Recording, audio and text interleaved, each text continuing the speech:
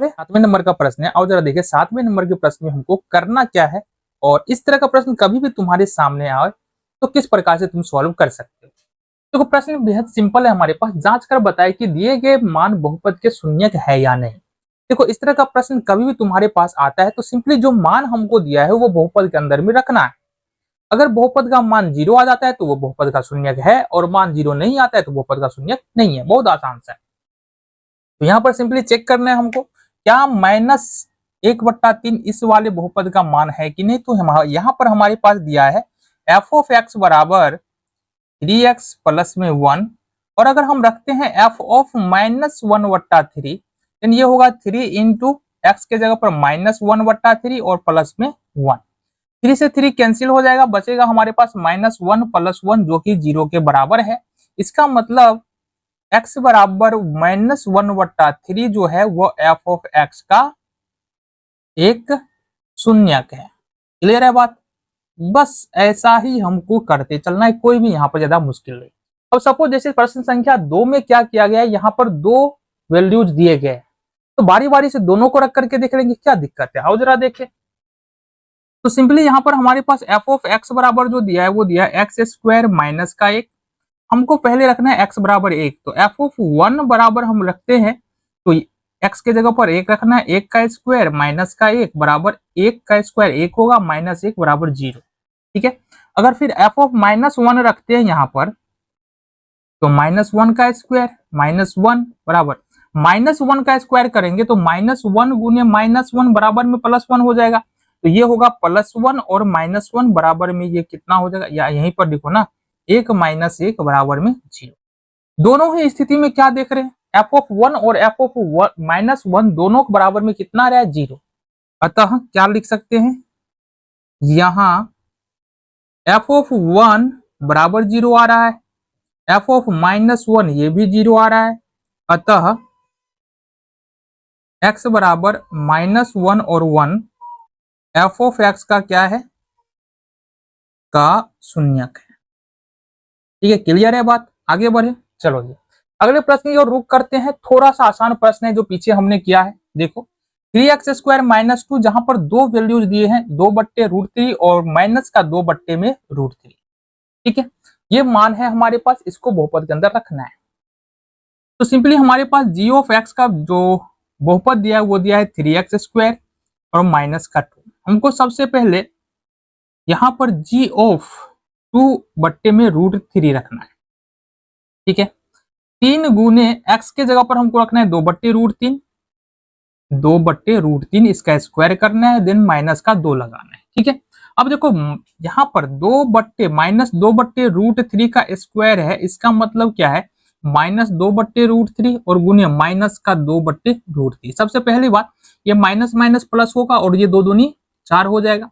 Then √3 को गुना करेंगे तो क्या होगा 3। तो कहने का मतलब ये है बाबू, ये हो जाएगा 3 और 2 दूनी 4 और बट्टे में हो जाएगा 3 माइनस का 2। ठीक है, 3 से 3 कैंसिल हो गया, बचा क्या हमारे पास 4 और माइनस का 2 2। अब जाहिर सी बात है कि g ऑफ 2/√3 2/√3 है ना, ये 0 के बराबर में नहीं है। तो जाहिर सी बात है ये पहले वाला तो हमारा शून्यक यहाँ पर नहीं है, 2/√3 यहाँ पर हमारे पास शून्यक। अच्छा ये क्या कर दी, ये तो गड़बड़ समझा दिया ना तुमको। इसमें तो प्लस वाला है, दूसरा वाला माइनस वाला है ना, तो प्लस वाला रखे बाबू, इसकी जरूरत ही नहीं है, माइनस की जरूरत ही यहाँ पर नहीं है। आगे बढ़ो, दूसरा वाला है तथा g ऑफ -2/√3। तो जैसा कि तुमको पता है बहुपद क्या है हमारे पास 3x स्क्वायर माइनस का 2, यहाँ पर मान रख देंगे क्या 3 गुने -2/√3 का स्क्वायर और माइनस का 2।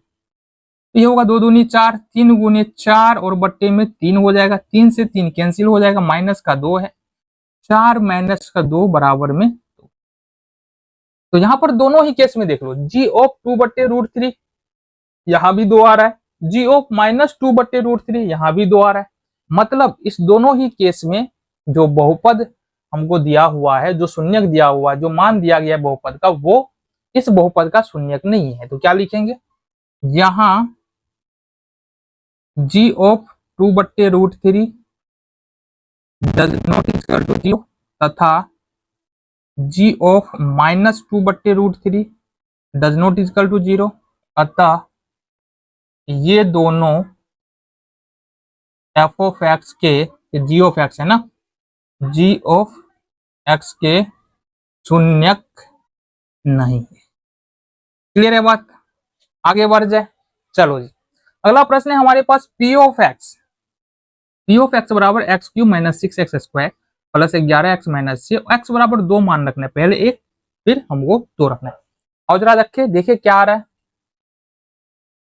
तो सिंपली पी ऑफ 1 रखो, तो 1 का क्यूब -6 गुने 1 का स्क्वायर प्लस 11 गुने 1 और माइनस का 6। ठीक है, 1 का क्यूब कितना हो जाएगा, 1 का क्यूब 1 हो जाएगा, 1 का स्क्वायर करेंगे 1 और 6 से गुना कर देंगे -6 हो जाएगा, प्लस 11 का तो 11 ही रहना है, फिर यहाँ पर -6 का -6, 11 और 1 दोनों प्लस में है, इसका मतलब ये हो जाएगा 12 और 6 कितना होगा 12, तो ये हो गया हमारा 0। मतलब ये P ऑफ 1 यानी x बराबर जो 1 है ये बहुपद का शून्यक है। क्यों शून्यक है? क्योंकि P ऑफ 1 रख रहे हैं तो यहाँ पर वैल्यू कितना आ रहा है, 0 आ रहा है।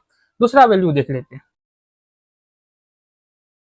P ऑफ 2 रखते हैं। ठीक है, तो बहुपद जो दिया है सबसे पहले वो लिख लो, x³ - 6x² प्लस 11x - 6।